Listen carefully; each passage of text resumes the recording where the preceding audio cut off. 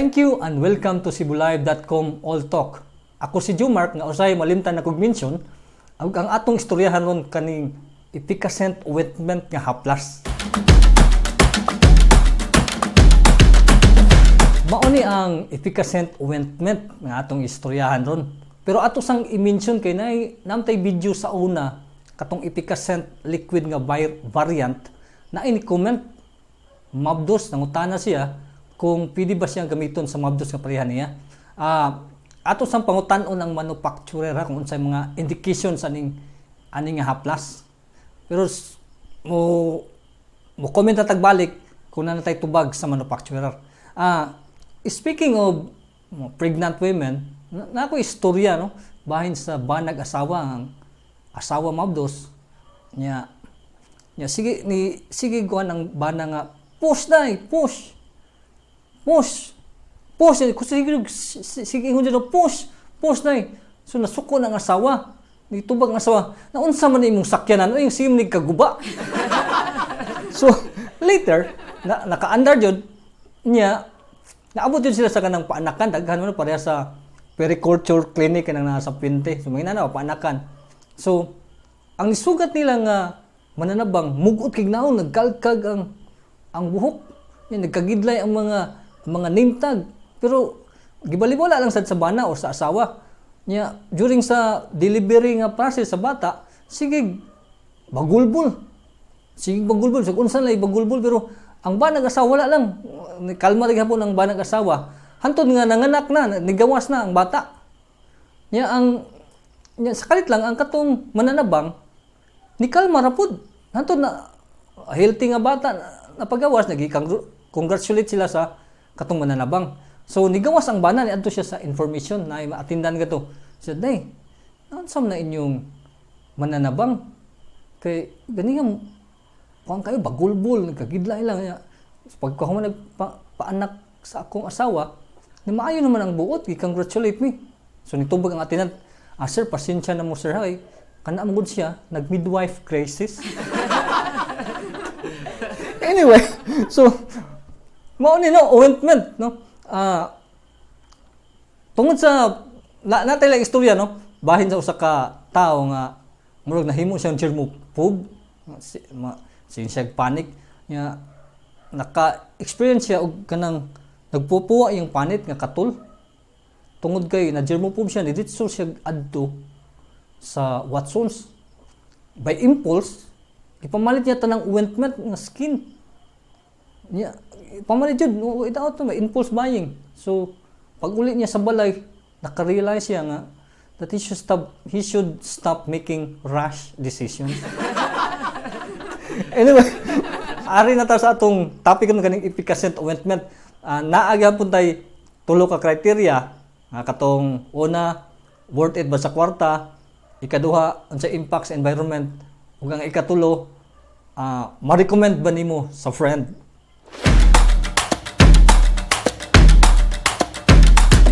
Okay, go. So mao ni ang Efficascent Ointment. The same ra ni sa ani nga variant kani liquid nga variant. Efficascent Ointment pareha ra. The same Methyl, Salicylate, Camphor plus Menthol. The same ra nga formulation mang gibuhat ani. Before ta mo padayon, atong istoryahan ganing IPI, ang manufacturer ani kani IPI, Cebu-based company ni siya. Ang kanindot ani nga kumpanya kay nagdiri siya nag-base, ang base operation niya sa Cebu.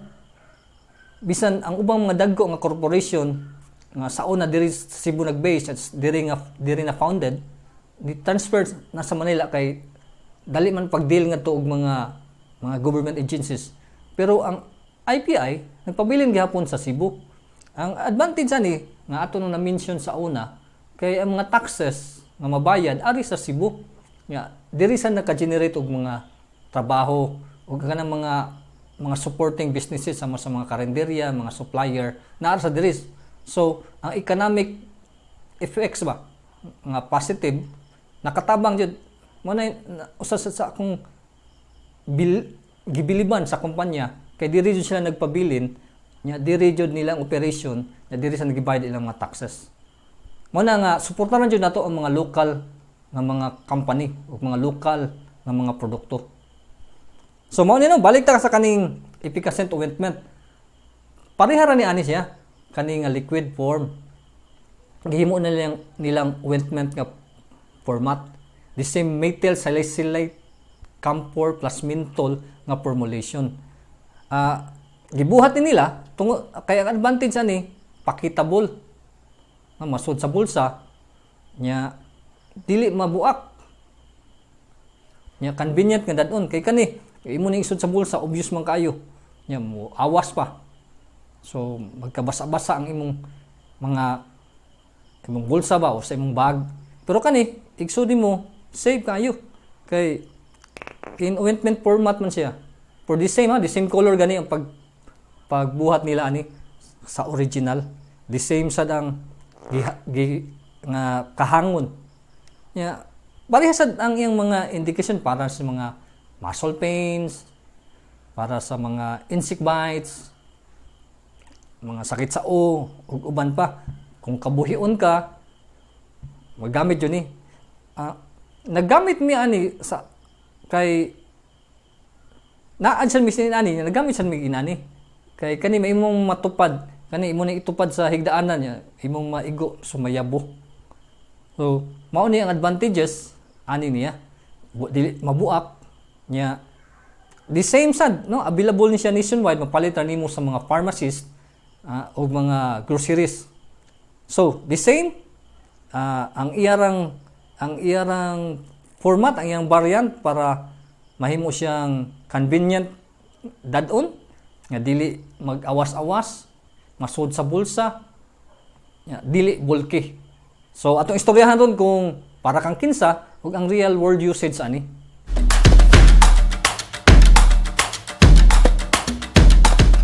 So ang kaning Efficascent Ointment amo jud ning gipalit o gigamit sa balay bisa naa na may liquid form. Ako nang na-mention ganiya nga dali siya convenient masud sa bulsa o nga di ka mahadlok nga mayabo or mabuak. Amo ning gibutang sa among tupad sa among higdaanan para kung kabuhion ka mahaplas na nimo dayon nga di ka magtakos-takos sa liquid. Kung isaka imong kutok-kutok nag-utot-utot ka magamit jud nimo sa dali-dali. So mo na real world usage do mo gamit man ani kung gusto kang magpamasahe. Pero for kanang quick relief nga madali-dali mo kuot sa imong bulsa or pwede gani kung di ka ganahan magdaan ni kay murag tiguang nga na ka ibili lang sa balay para na kay madali-dali og kuha og haplas sa imong parte sa imong lawas nga na kay gipamati, na kay gipanuhot ba or na kay mga insect bites, pinaakan sa lamok, mga hulmigas, pwede ra jud nimo magamit. So actual usage na amo ni ning gigamit, wala ni gipalit para i-review. Dugay na may nagpalit ani, labi na ni sang kaning yang liquid nga variant para lang yun sa dali nga relief sa muscle pains, nga pamaol, na dali ra jud kayo without breaking the glass or nay mabasa kay mayabo.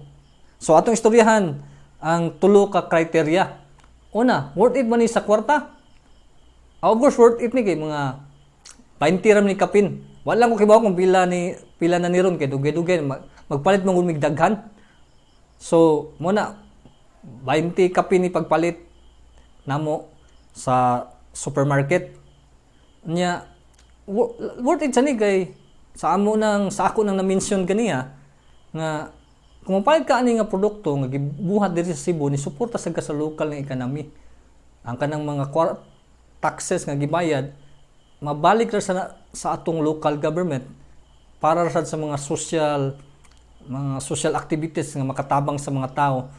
Nya mabalik ra nato. Mo na suportahan jud nato ni ang local nga produkto. So ikaduha, ang kanang environmental impact niya. Ang makita man nato diri nga plastic ni siya. So naa jud ni waste the same with our previous nga mga episodes. Kung naay mga plastic, ilabay lang jud nato properly, i-dispose properly, poston, i-segregate nya ipa-pick up sa local nga mga garbage collector kay mopadong na siya sa DNR accredited nga mga landfill nga ma-segregate ug ma-sort ug ma-recycle nga asla gitawag material recovery facility. Ikatulo na to nga criteria, ma-recommend ba ni sa mga friends o ma-recommend ni sa atong mga friends nga idad-idara na. Dili tanan idadara na kan sang mga batanon nga ganahan jud quick relief. Nya pwede nila dili dadon, ibut naman sa balay ibilin. Basta malak lang siya tarong dili na mohupas.